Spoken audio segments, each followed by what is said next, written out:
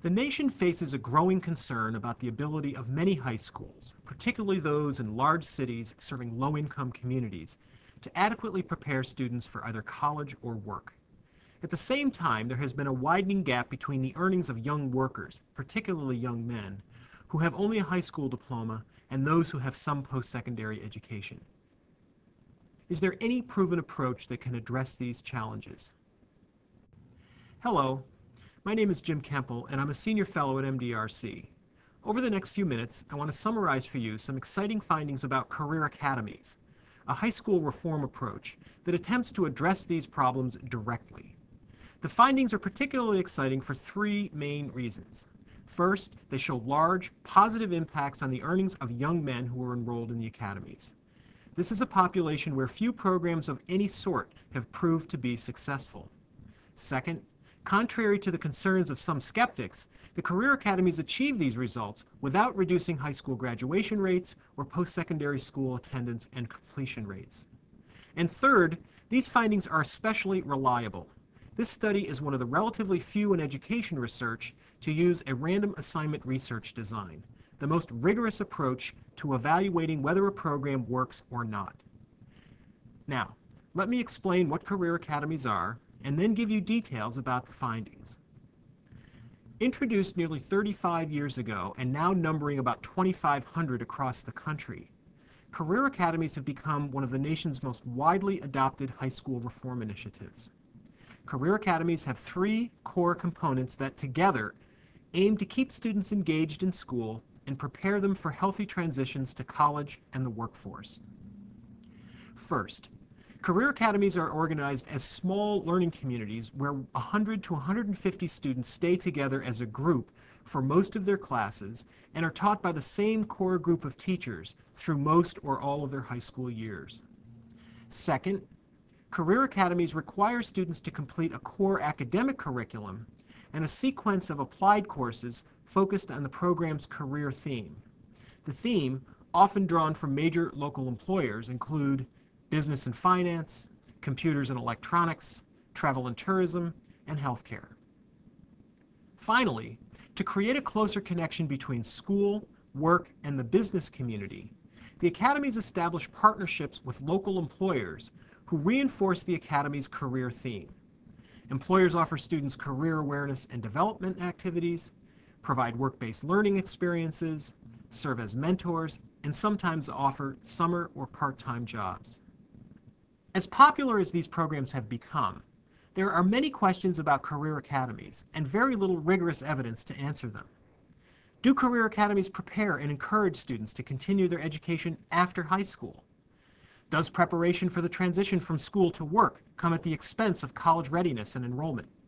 Do career-related interventions in high school really pay off in the labor market?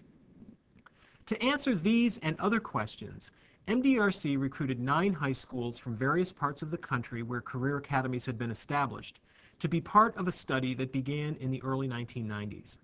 Across these schools, about 900 academy students and 800 non-academy students were part of the evaluation. We followed these students through high school and for 4 years after they were scheduled to graduate. Let me now turn to the 2 major findings from the post-high school follow-up. First, career academies had a large and sustained positive impact on the earnings of the young men who had access to the academy programs. As the graph shows, the earnings for young men were increased by an average of $212 per month compared to the control group. This totaled to more than $10,000 in additional earnings over the 4 years following their scheduled graduation from high school. This is an 18% increase compared to the earnings for the control group. To put that earnings advantage into perspective, other research tells us that young people who complete 1 or 2 years of post-secondary education earn about $150 per month more than those who complete only a high school diploma. In other words, the Career Academy impact on earnings for young men was larger than the earnings premium associated with 1 or 2 years of post-secondary education. Now, the graph also shows, however, that the career academies did not produce a significant impact, positive or negative, on the earnings for young women. It appears that an important reason for this finding is that young women in both the Academy and the non-Academy study groups were more likely than young men to be heavily committed to other activities outside the workforce. About 40% of the young women in both groups had children, and the remaining 60% spent most of the follow-up period enrolled in post-secondary education programs. The second key finding is that the strong Career Academy impact on earnings did not come at the expense of enabling the young people to go to college if they wanted to. While Career Academies did not improve education outcomes, they also did not increase dropout rates or reduce enrollment and completion rates for post-secondary schooling as some might have predicted. This was true for both young men and young women. As you can see from the chart, over 90% of students in both the Academy group and the non-Academy group graduated from high school or received a GED certificate. Further, a high percentage of both groups had either completed a post-secondary education program or were still enrolled in one at the end of the follow-up period. The findings I just summarized have at least two important implications. First, they provide convincing evidence that increased investments in career-related experiences during high school can have a substantial payoff in the labor market after high school, at least for young men. Second, they demonstrate that school-to-career and career technical education programs need not compromise educational goals.